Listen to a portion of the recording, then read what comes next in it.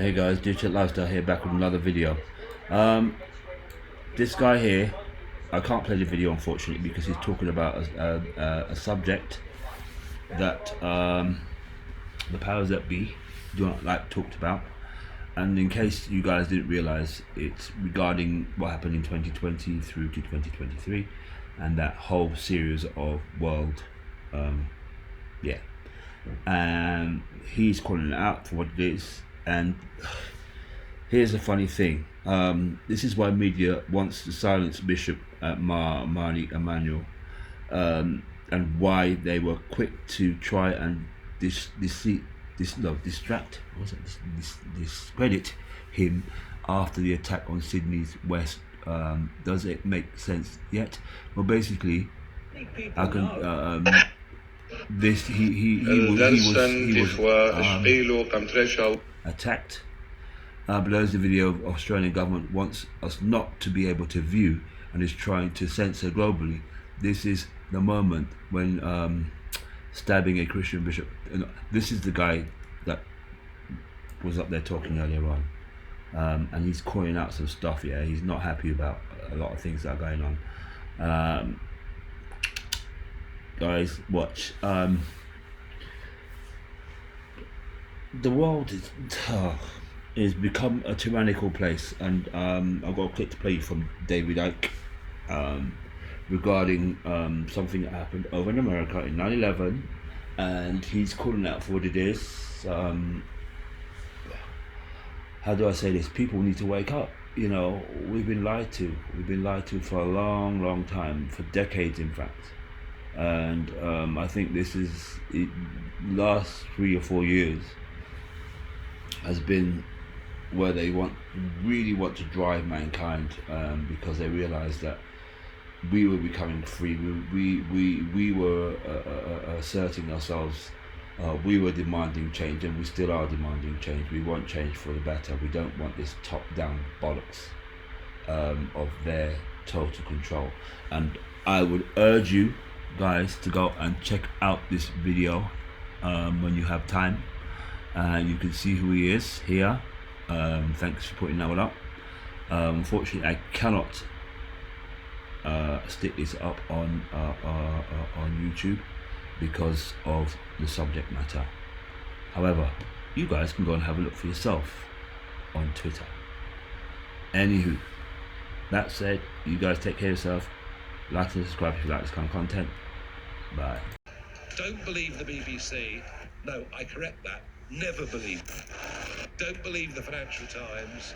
Don't believe the Bank of England. Don't believe the BBC. No, I correct that. Never believe them. Don't believe the Financial Times. How many people know that on the morning of 9/11, a lady looked out of her apartment in New Jersey looking over to the burning tower, the first one, and saw 5 Middle Eastern looking men filming it, high-fiving and cheering? She took them to be Arabic. She called the police. The police eventually tracked them down. They had traveling around in a white van. They were Israelis. They became known as the Dancing Israelis. They were arrested and kept in custody for 71 days until the ultra-Zionist head of the criminal division of the Justice Department, Michael Chertoff, released them. And how many people know that the same Michael Chertoff released the 200 arrested in the spying? And they went back to Israel. These 5 dancing Israelis, 2 of which were known by the police to be Mossad agents, said that they were there to document the event. Well, hold on. How did you know it was going to happen? I'm not saying this because I'm some partisan hack. I mean, the other side would tell you this. There's a whole of government opposition to crypto today. And it's not an accident, and it's not based on the nuances of securities law. It's a policy judgment that was made at the time of the election. And what I mean by that is that a thing that happened in the 2020 election that's not as widely known as it should be is when then candidate, Biden, was running for office, and if you remember, he lost the first two primaries, so he was not looking like a likely winner. And he went into the South Carolina primary, which was the best chance he had of locking up, delegates going into the next Super Tuesday campaign. Elizabeth Warren at the time was a strong candidate. She was seen as a very viable opposition candidate to him. There was basically Biden, Sanders, and Warren. Warren struck a deal with the Biden campaign during the South Carolina primary. It's a true story, which basically said, listen, in exchange, because this was her talking, I don't see a path to raising enough money to get through Super Tuesday, even if I might come in second here, blah, blah, blah. So I tell you what, I will drop out and I will endorse you if you will agree that I get decision-making authority over the financial agencies. So I get to pick the heads of those agencies, and those agencies are going to agree to implement an agenda that I have. And this makes sense, right? Because her whole career was about consumer finance and consumer bankruptcies. I mean, she cares more about these issues than any other single person. And that deal was struck. So she endorsed Biden. Biden then became the nominee and won the election. What you see today, therefore, it's not Gary Gensler reading the securities laws and saying, regrettably, Ethereum might meet the standards to be a security. He was put there to fight crypto. Right? Remember, Elizabeth Warren has a campaign apparatus called the Anti-Crypto Army. That's her name, not mine. So too with the acting controller of the currency, another person who was picked from the Warren world to come and enact that policy at the OCC. So too, a number of other key people, specifically including the head of the SEC, Gary Gensler. What you would see in a Trump administration is something that would be very, very different. So first of all, and I take a little bit of personal credit for this, it's not all me, but I think I was the first person to start this conversation. I spent a lot of time with the Senate Banking Committee Republicans and the House Financial Services Republicans talking to them about the... Over time, your money gets you less. Does Bitcoin? Well, in 2012, one Bitcoin bought you this much pizza. In 2016, this much pizza. In 2020, this much pizza. And in 2024, well, you get the gist. Roughly every 4 years, the future supply of Bitcoin is reduced. So historically, you get more, not less.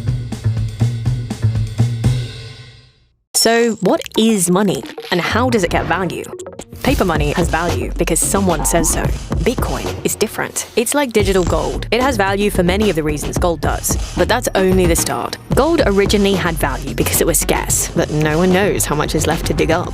Bitcoin, on the other hand, has a limited supply, 21 million, and it can never be counterfeited. Every day, more people are buying it, making it more scarce, making it more valuable. But you can also split it up, because every Bitcoin is divisible by a lot. Each Bitcoin can be split into 100 million smaller units. So if one Bitcoin was worth $1 million, the smallest unit, called a Satoshi, would be worth 1 penny. So you can send whatever amount you want, and no one can stop you, because no central authority controls it. So unlike with banks and credit card companies, you don't need approval to use it, and no one can decide to just print more or shut it down. It puts the power back in all our hands. Bitcoin lets you control your finances. Kraken lets you buy Bitcoin. Kraken, see what crypto can be. Pay insufficient attention to the frightening scenario of a comprehensive cyber attack, which would bring to a complete halt to the power supply, transportation, hospital services, our society as a whole. The COVID-19 crisis would be seen in this respect as a small disturbance in comparison to a major cyber attack.